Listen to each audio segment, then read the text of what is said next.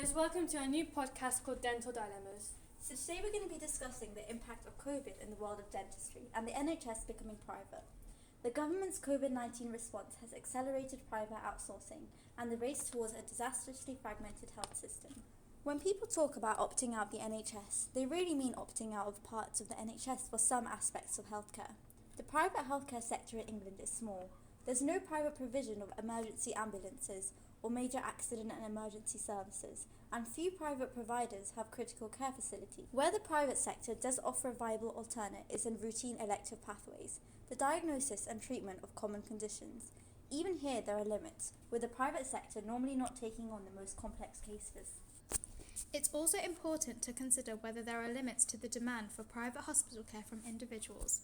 History shows us that once NHS waiting lists start to come down, then the public appetite for out-of-pocket expenditure on healthcare reduces considerably.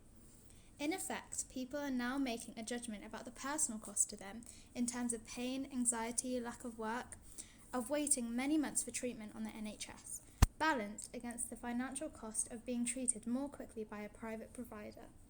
If NHS waiting times return to the 18-week standard, that judgment is more likely to come out in favour of staying within the NHS. If high levels of people funding their own private healthcare remain, it will likely be because the NHS cannot meet people's expectations.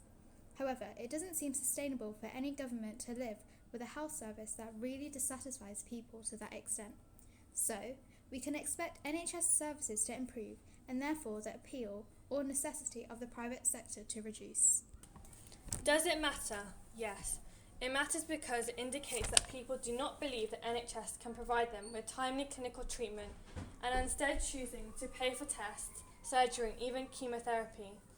As our briefing shows, this is not just limited to the super rich people right across the income and wealth spectrum are often making the difficult choice to find the funds for private treatment. It matters because it tells us that the NHS is not currently able to meet our reasonable expectations about access to care. And the most serious issue is that, of course, not everyone can afford private care. Some people will have to keep waiting while others are able to skip the queue. This will definitely increase inequalities.